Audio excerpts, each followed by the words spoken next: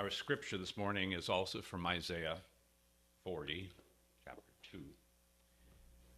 Speak comfort to Jerusalem and cry out to her that her warfare is ended, that her iniquity is pardoned, for she has received from the Lord's hand double for her sins.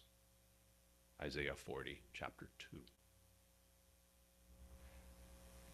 I must admit that there's a truth that armed conflict seems to be on the rise year over year. We are currently at 50 active conflicts. It's been steadily creeping forward. Palestine, Ukraine being some of the obvious hotspots. But we always must remember Syria, Mexico, Brazil. This morning, in the Washington Post, page A16, we go back to Pakistan as an armed conflict zone. Seems to be everywhere. Myanmar, as an odd extra fact, has apparently 170 distinct armed groups in conflict right now. What a fractured sense of society. These are places where fear, the sense of other, what I'm going to call industrialized separation, has become so extreme that we willfully just try to kill one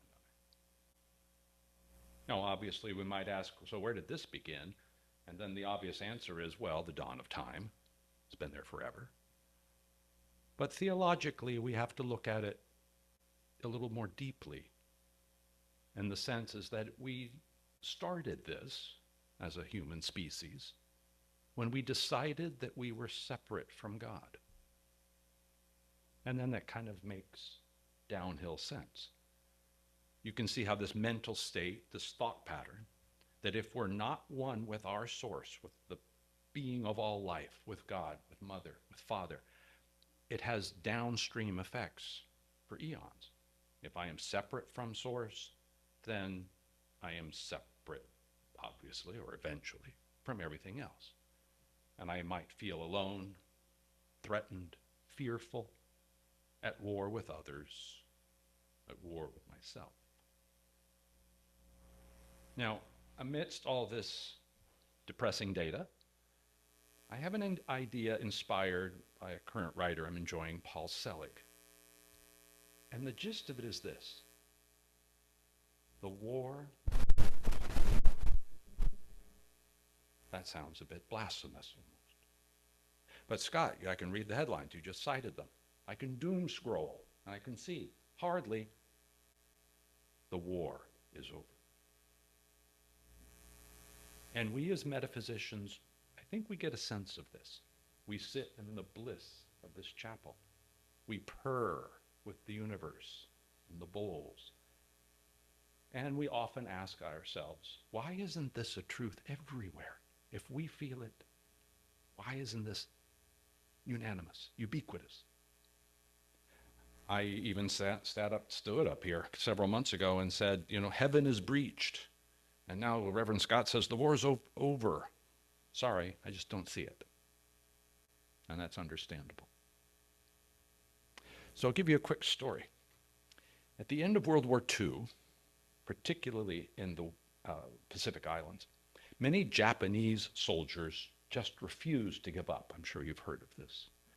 They were called holdouts. And there were tens of thousands of them. And they either didn't get the news, or refused to obey without direct orders, or they just couldn't fathom the possibility. Of this last sort, there was a Japanese soldier, the last to formally surrender was Teruru Nakamura in 1974. 30 years after the end of the war. Oh, okay, I give up. And this, I find, is a perfect example of our current state of conflict and conflicts. The war is over. But many have not got the memo, await further orders, or simply refuse to acknowledge the possibility of unity.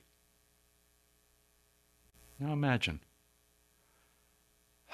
There's an odd relief in that, isn't there?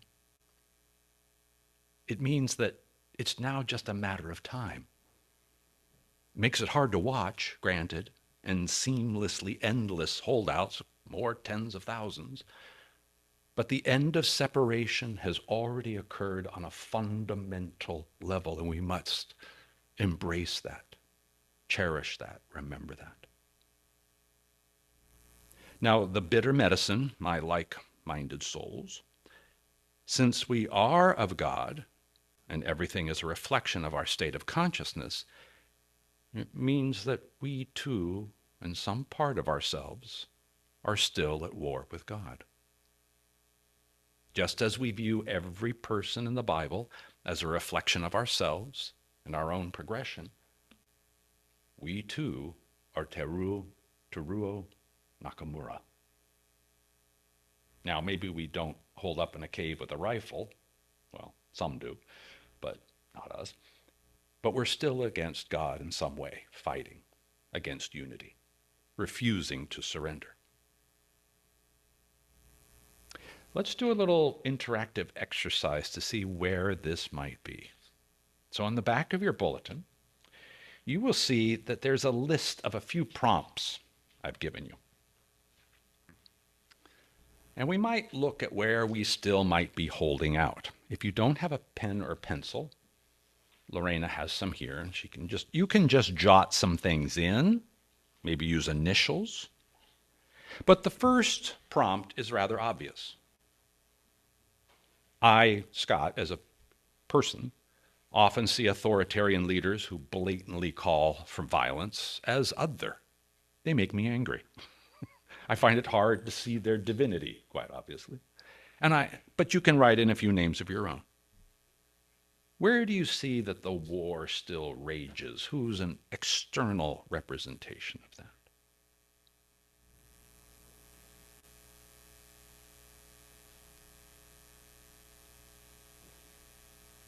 Now,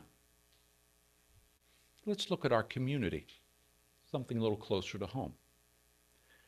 What is other here? Where are the holdouts in your mind?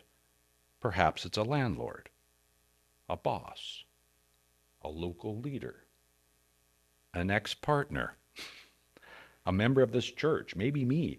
Just something, that's separate from me. Jot a name down there. Or an initial. Where do you say, not so much?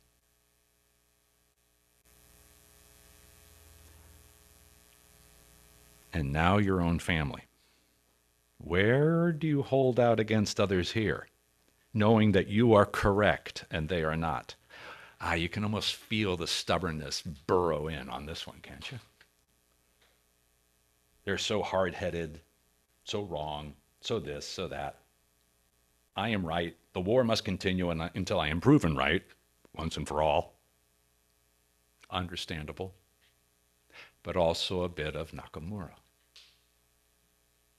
I'm not going to say the name now because we're recording, but I have a family member. I consider them other, still a bit at war.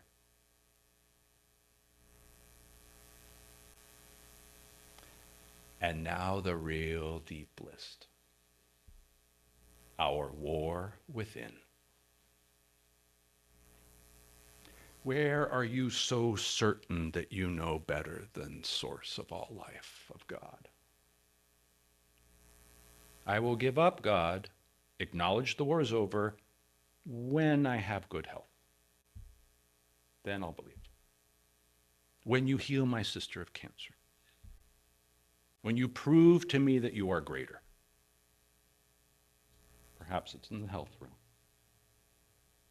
Or I will stop my worries and be one with God after $1 million, after my house is paid off, my car is paid off, when I have a steady, well-paying job. Almost seems logical. When you break it down that small, you go, well, yeah. Okay, maybe it's not really, more of a skirmish, perhaps. but still a fight. Or I will love you, God, when I find someone who loves me, I love them, they love me back, and then I'll love God. Actually, kind of reasonable. Or the events of life that just should not be, particularly the loss of a loved one. Oh, we howl at the heavens when we lose a loved one. But I posed this list, and I hope you had some self-reflection, even quietly to yourself. I posed this not in any way to point blame. I love this about ourselves. I love that about our state of consciousness. It means, yes, we know the war is essentially over. The end will eventually arrive and we will feel peace on earth. Oh, but we will fight like hell until the end. We will fight like Nakamura. I will hold out against source of all of life because to surrender is so foreign, unfathomable. But yet, my central point remains. The war is over. The little armed conflicts we have, communal, familial, personal, 50-plus global conflicts, we can now view as mere shadows, residual effects, holdouts. It's comforting and sad at the same time because we see the pattern in ourselves. We've witnessed our own defeat in the face of God and yet still refuse to surrender. So what do we do, my dear comrades in arms? Well, I find in my own treaty negotiations that we acknowledge. We grumble, we complain, we can cry and bitch, and ultimately we give up, because eventually Nakamura gave up. It actually means that we have to study carefully the terms of surrender. And I've noticed after all these years, it's less of a meeting of admirals on the deck of a battleship with a grand flourish, signature with a quill pen. It's more like a little series of line item initials, like when you rent a car. It just seems to go on, but you agree. Yeah, I can agree. Yeah, probably. If we can take it bit by bit, we can eventually stop the fighting. But I know we will. But I've given you a little set of prompts to how to start that line item initially. I'm going to leave you with a final thought from Andreas Reckwitz, a sociologist, from Berlin. And Andreas says, there must then be a final strategy, acknowledgement and integration. Borrowing from psychotherapy, this approach insists that loss should neither be denied nor absolutized. Denial produces repression and resentment. Integration means weaving loss into individual life stories and collective narratives, making it bearable without trivializing it. Loss, he says. The war is over. We lost. The good news is God won. We will need to learn a new language, a new currency, a new diet, new songs, new borders, a new history, maybe a new way of serving.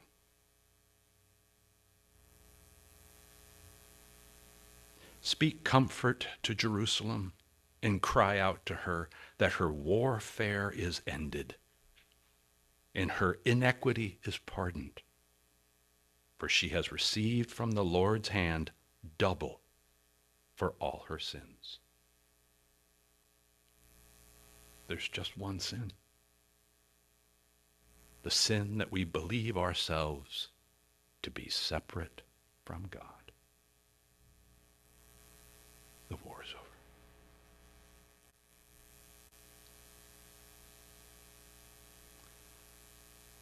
If you would, very gently, make yourselves comfortable. We're going to start the peace treaty process.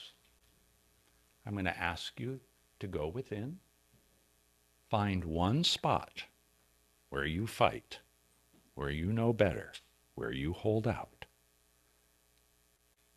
And Julia is going to pass among us some beautiful tones.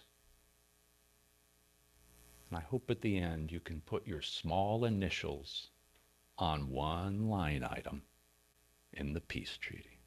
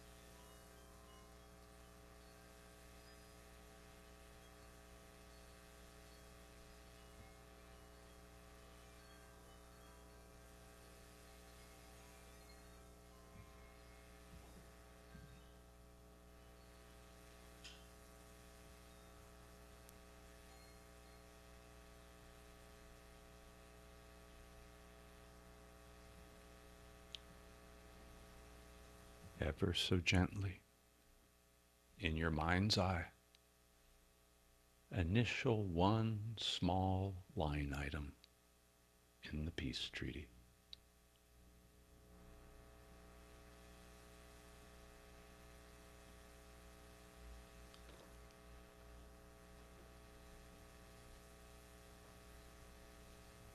As we end our meditation, I will leave you with an affirmation.